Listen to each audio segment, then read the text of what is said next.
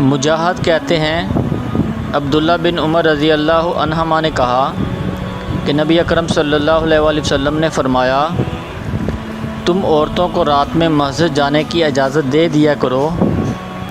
اس پر ان کے ایک لڑکے بلال نے کہا، قسم اللہ کی ہم انہیں اس کی اجازت نہیں دیں گے کہ وہ اسے فساد کا ذریعہ بنائیں۔